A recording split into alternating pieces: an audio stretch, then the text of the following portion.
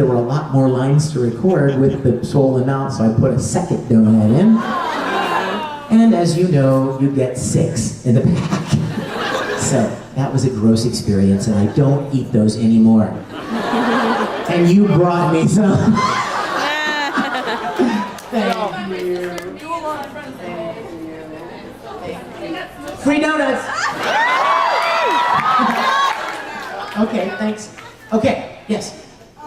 I would like to find you, and I have 2 questions. Well, first, can you sign my special edition DVD? You know what? I'm going to sign right after this, and I'd be happy to sign that. Absolutely. I'm a big fan of anime, and I also like acting. So I was wondering, what could I want to do voiceovers for anime? So what can I do? There are really 2 things. To get into voice acting, there are 2 things, and just about any voice actor will tell you these same 2 things. 1, act. Be an actor. It's not about making funny voices. Because you may be able to make a really funny voice, but if you can't act, within about 5 minutes, the funny voice is now not so funny anymore. You know what I'm saying? So acting is really the most important part of voice acting. And then secondly, you have to live where the work is. I mean, I could be the greatest voice actor that God ever created. No. You could be the greatest voice actress that God ever created, but if you live in Montana, chances are you're not going to voice act much. You know what I mean? There are 5 places where voice work is done. LA, Houston, Dallas, Vancouver, and New York. What if you can't move there? Can you imagine? I can't answer. What if you can't move there? What do you say to that? I mean, you guys, let me tell you something. I've done over 100 anime series and 20 or 30 video games now. And I wanted to start working in Los Angeles, and as many of you may know, I don't live in Los Angeles, I live in Houston. Well, it didn't matter how much experience I had. It didn't matter that I did this a long time and that I was relatively good at it. The people in LA didn't want to let me work out there because I didn't live there. It was very important to them that the actors be right there at a moment's notice. I mean, what if I go in to record a character and the character says, Kuragane this, and Kuragane that, Kuragane this. And then they find out from the Japanese that it's not Kuragane, they want Kurogane. So am I going to fly back to LA to say Kurogane? I will if I commit myself, but you see the problem. The problem is they want you there, especially for pickup lines and mistakes that need to be fixed. And so people that don't live nearby, it's just completely impractical to think that they would hire. When we did Full Metal Alchemist, you guys, Full Metal was recorded at Funimation in Dallas. I live in Houston. That's 4 hours away.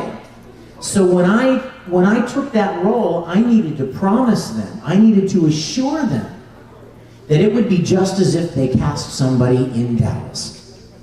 Because why not do that? You know?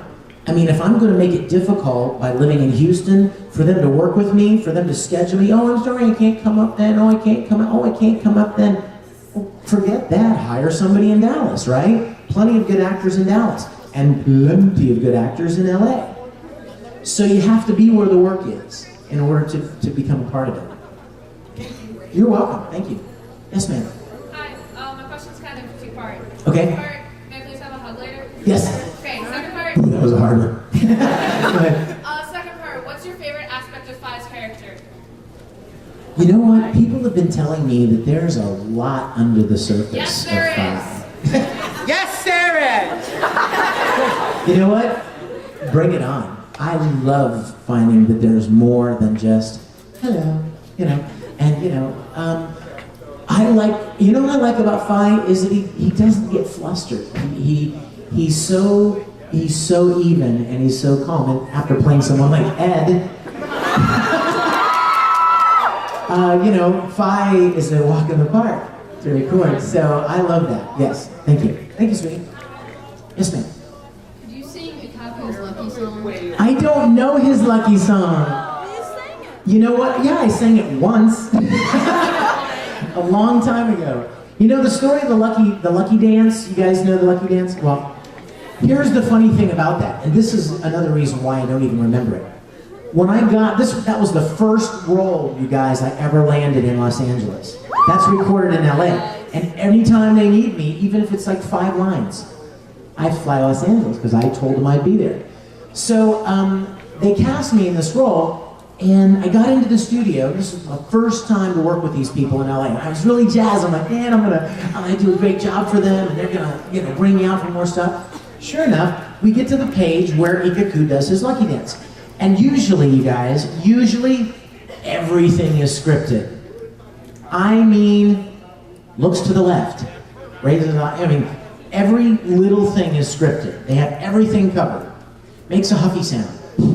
Whatever. Everything is covered. It gets to the part where he does the lucky dance, and you know what the script says? Does lucky dance.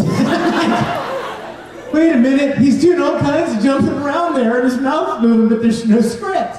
And they're like, yeah, we heard you were kind of a songwriter, and we figured you could come up with something. I was like, welcome to LA, right?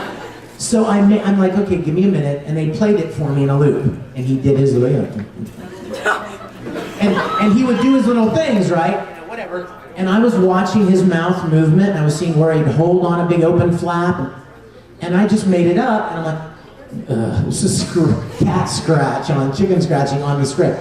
I'm like, okay, go ahead, try it. It's like, boop, boop, boop. And then I did it, and I think the first time I did it, I could see him through the glass window going, perfect, moving on. And I was like, really? You don't want me to try it again? Like, yeah, that was fine. One time, and so I don't remember it very well. Certainly not well enough to do it. I would look even more foolish than Ikaku when he does it. So, thank you anyway. Yes, ma'am.